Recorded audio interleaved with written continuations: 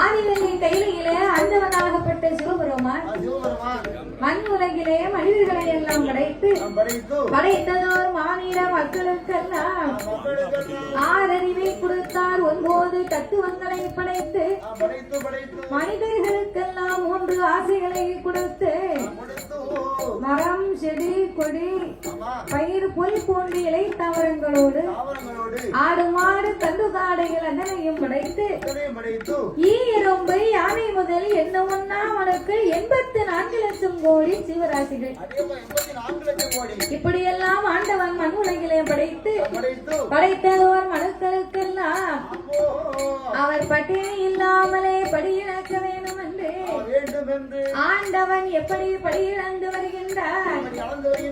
நாளை நல்ல தினை எடுத்து நாளை நல்ல தினை எடுத்து நாளை நல்ல தினை எடுத்து அவர் யாரு இருக்கும்படி அவர் யாரு இருக்கும்படி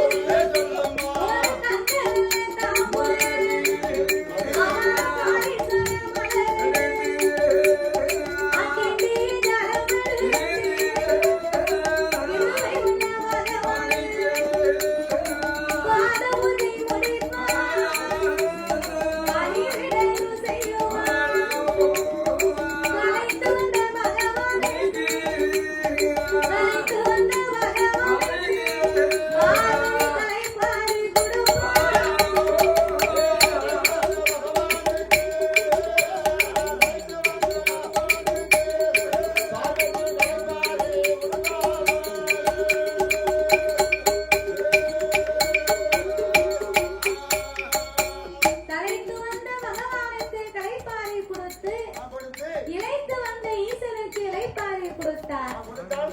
படியிழந்த பகவானுக்கு பாலும் பழமும் கொடுத்த அந்த பார்வதாதேவி தலைப்பாரி இலைப்பாரி கையிலே குழுவிருந்து வருகிறார்கள். அப்படி குழுவிருந்து வரும் பொழுது மறுநாள் பொழுது விடைந்தது.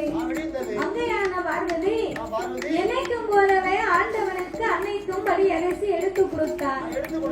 ஆண்டவனும் படி இறக்க வேண்டும் என்று வாங்கிக் கொண்டு கைலாச வாசலை விட்டு கடந்துதான் வருவார்.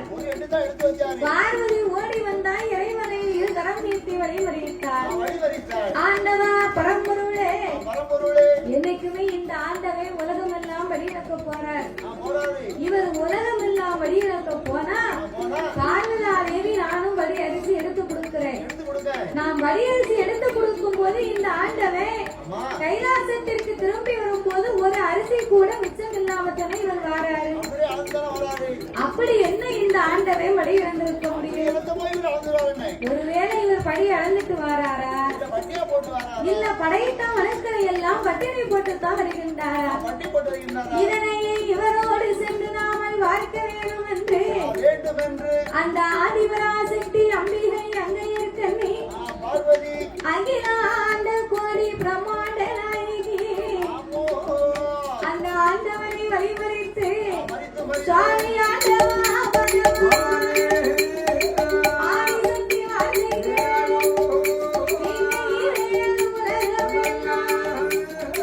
இறையற்க போகும்போது உங்களோட வழியறப்பை உமையவரும் பார்க்க வேண்டும். மகனோட வழியறப்பை இந்த பார்வதியும் பார்க்க வேண்டும். கடவுளோட வழியறப்பை கடவுளோட வழியறப்பை சாமி கண்ணனை பார்க்க வேண்டும்.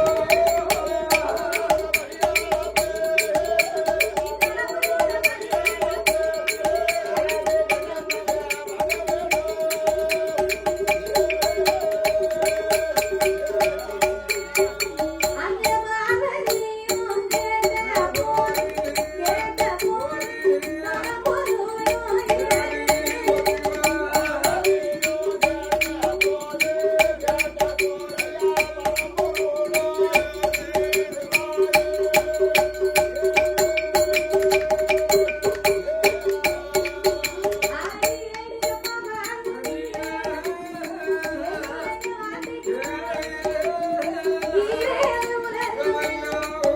அம்மா இறையற்க போகும்போது அடியே பார்வதி நீரேனு உலகமெல்லாம் ஆண்டவனை இறையற்க போகும்போது என்னாலும் நான் மட்டும்தானே சென்று வருவேன். இன்றைக்கு என்னோடு நீ வருகிறேன் என்று சொல்லுகிறாய் அம்மா. உன்னை என்னோடு அழைத்து செல்வதிலே எந்த குறையும் இல்லை. அப்படியானா கண்டிப்பா உங்க கூட நான் வருகிறேன் ஆண்டவா. ஏய் பார்வதி, இறைவன் இந்த உலகத்தை நான் ஒரு விதமாகவே படைத்து உள்ளேன். உலகத்திலே உள்ள மானிட மக்களை எல்லாம் நான் பல விதமாகவே படைத்து உள்ளேன் பார்வதி. ஒருவரை கூனாக படைத்திருப்பேன், இன்னும் ஒருவரை குருடாக படைத்திருப்பேன். கூன், குருடு, செவிடு, பேடு, நொண்டி, மூக்கரை. குழந்தை உள்ளவர்கள், குழந்தை இல்லாதவர்கள். ஆளுக்கு இந்த உலகத்திலேயே பெரிய ஒரு வசதியை கொடுத்திருப்பேன். ஆனால் அங்குதான் ஒரு குழந்தை செல்வம் இருக்காது. இன்னும் ஒருவருக்கு குடிக்க உப்பில்லா கூழ் இருக்காது பார்வதி. அவர்களுக்கு ஒரு கோட்டை கொட்டப்புள்ள கொடுத்திருப்பேன். ஒரு கோட்டைன்னா அந்த காலத்துல 21. அப்ப பூரா இந்த கோட்டை கணக்கு தானே சொல்லுவாங்க. காக்கோட்டை, அரைக்கோட்டை, முக்கா கோட்டை, காக்கா முழு கோட்டை. நாக்கா முழு கோட்டைன்னு யாரே கேட்க மாட்டேன்.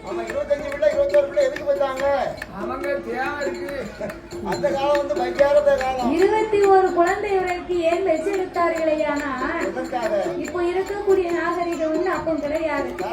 கடவுள் கொடுக்கிறார் அப்படின்னு நம்பிக்கையோடு இதுதான் நமக்கு சொத்து சுகம் பிள்ளைகளா வச்சு எடுத்து இனப்பந்தமா கூடியிருப்போம்னு அந்த காலம் ஆசைப்பட்டிருக்காங்க. கிடையாது, ஆசிரியர் கிடையாது, போக்குவரத்து கிடையாது, கட்டுப்பாடு கிடையாது. இல்ல இல்ல அந்த காலம் எதுவுமே தெரியாது. இல்ல இல்ல எது எப்படி குறைக்கணும்னு தெரியாம ஆமாய்யா. ஆண்டவன் கொடுக்காம 25 விட 25 அதானே. யாரும் காலம் அதனால அம்மா ஏ பார்வதி ஆமா. நீ பெண்ணா பிறந்தவா ஏழை மனம் கொண்டவா அந்த காலத்துல குழந்தை பிறந்தாலும் ஆமா 6 7 8 குழந்தை பிறக்குதுன்னா அப்படின்னா 6வது குழந்தை பிறந்தால் 6 முகம்னு பேர் விடுவாங்க. 6வது பிள்ளைக்கு 6 முகம்னு பேர் விடுவாங்க 10வது குழந்தை பிறக்குமானால் ஆனால் பரமசிவம் என்று பேர் கொடுப்பாங்க. பரமசிவம்னு பேர் விடுவாங்க எதற்காக? எதற்காக பகவான் அடிட்டு பகவான் கொடுத்தாருன்னு அதேதான் பண்ணதை போல இவன் பண்ணிட்டு பகவான் கொடுத்தாராம் ஆமா. அதே மாதிரி 21 குழந்தை பிறக்கணும்னு வைங்க. ஆனால் ஈஸ்வரனுடைய நாமத்தை சொல்வார்கள். ஈஸ்வர நாமத்தை சொல்வார்கள் ஈஸ்வரமூர்த்தி ஈஸ்வரமூர்த்தி கொடுப்பாங்க ஒரு பிறவிகளுக்கும் ஒரு பேர்கள் உண்டு. பேர்கள் உண்டு உண்மையா பொய்யா? உண்மைதானே உண்மைதானே அப்ப இந்த இறைவனாகிய பகவான் இப்படியெல்லாம் நான் உலகத்தை படைத்திருப்பேன் ஆமா உன்னுடைய மனதாகப்பட்டது இறக்க புலமுடையது பார்வதி பார்வதி பார்வதி என்னோடு அண்டையான அவருக்கு என்ன ஆச்சு இவருக்கு என்ன ஆச்சு இந்த அம்மா ஏன் இப்படி இருக்காங்க இந்த பையனுக்கு என்ன ஆச்சு அப்படின்னு உன் வாயை வச்சுக்கிட்டு நீ சும்மாவே இருக்க மாட்டேன் ஏதாவது கேட்டுக்கிட்டு இருப்ப அதனால ஆமா படியிறக்க நேரம் இருக்காது பார்வதி பார்வதி பார்வதி உனக்கு நான் பதில் சொல்வதற்கு தான் நேரம் இருக்கும் அம்மா இருக்கும் அம்மா அதனால நீ கைலாசத்தில் அமர்ந்திரு கடவுள் நான் சென்று திரும்பி வருகிறேன் வருகின்றேன் என் இறைவன் பகவான் சொன்ன சொன்னபோது அதை கேட்காத பார்வதா தேவி என்ன செய்தாள் இறைவன் மீது சந்தேகப்பட்டு படியிறப்பை பரிசோதனை பார்க்கணும் பார்க்கணும் என்று யாரை வரவழைத்தார் வரவைத்தாள். அந்த ஆதிசக்தி பார்வதியா ஆண்டவனை பரிசோதிக்க விஸ்வகர்மாவை வரவழைத்து என்னுடைய விஸ்வகர்மா என்னுடைய வார்த்தைக்கு சித்திரமை செப்பு சித்திரமை செப்பு உடனே கொண்டு வா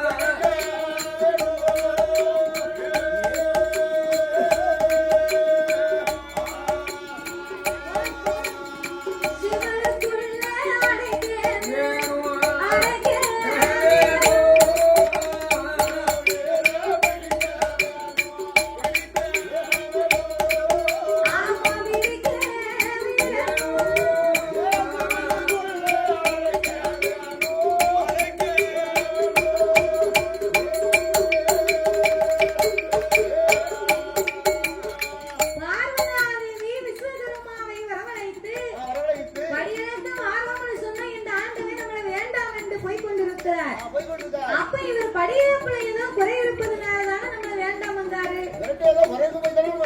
மடியிலே கடமில்லையானா வழியிலே பயம் தேவையில்லை. அப்ப இந்த இறைவன் படியிறப்புல ஏதோ ஒரு குற்றமுறை இருக்கு.